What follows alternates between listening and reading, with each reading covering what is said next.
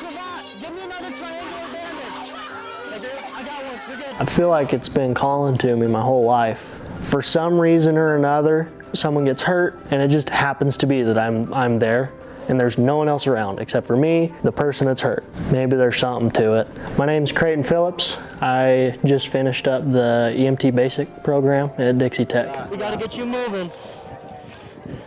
Preston, I'm gonna be moving here with you, okay? I went straight from high school into the military. You know, growing up, I knew I wanted to do something in the medical field. My dad was in the military, he was in the Army, but he was a paramedic for a lot of years. He actually took his EMT course from Roland when he started going into the EMS field. Here before they go, and when they come back, we're going to steal ambulance back. They can't have it out in the sea.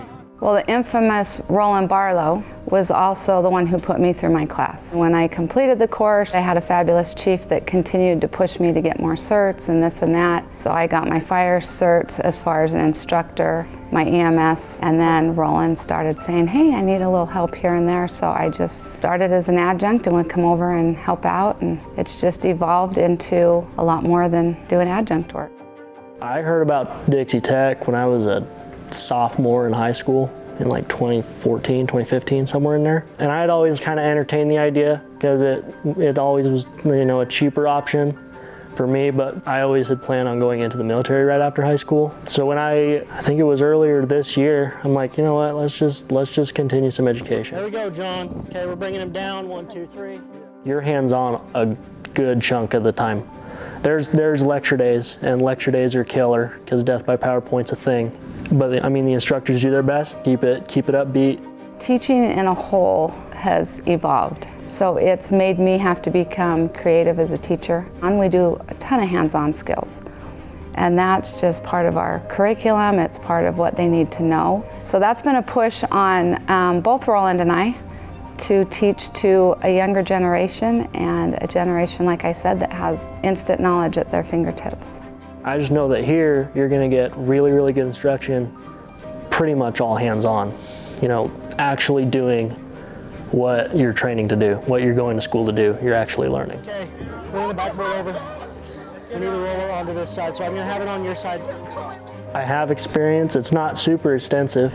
Sometimes another student would have a question and I'd say, you know what, like, this is how I look at it, but you should probably listen to the instructors.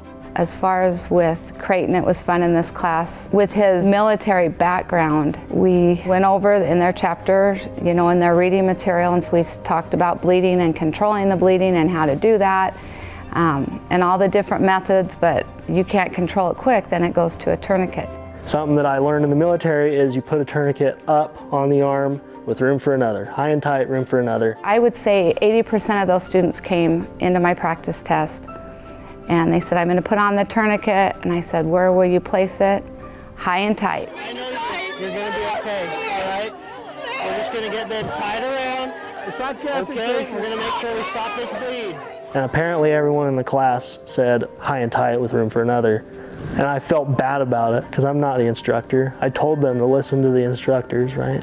I mean, that's probably just an example of the students looking up. I just thought, you know, I love the fact that these kids are listening to their peers and valuing his experience in the military. He taught them so much quicker than I could teach them from the book, and that's what stuck with them. And neither one were wrong. And so I pulled him aside and I just told him, I said, I don't know that you realize your leadership role in this class and how the students look up to you.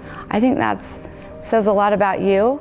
Shelly and Roland, you know, they were teaching us super awesome skills in the EMS side, but they were also trying to help a lot of us in the class, you know, form some really good habits for life. You know, we have like platoons, so we have groups like 3 or 4 people specifically in the class that we are accountable with. That helped for sure, because I knew they were going through the same stuff that I was, as well as like good guys. 1, 2, 3, up.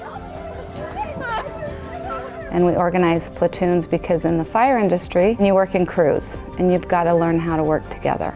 It was good to have that kind of feeling of fraternity. You know, you don't really find it in very many places. Going through an accelerated course like this is a very good one to find, like that close group of friends that can help push you through it and motivate you through it. They have a lot of opportunity to work and learn. That's another part about the field of EMS is that you're dealing with people's worst days. You can be an EMT without a bachelor's degree.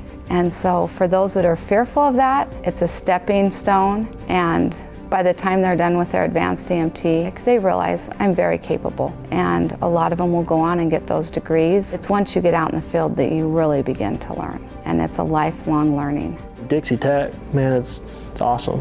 You're gonna have civilian side and military side, some of the best instructors in the field. It's an affordable option.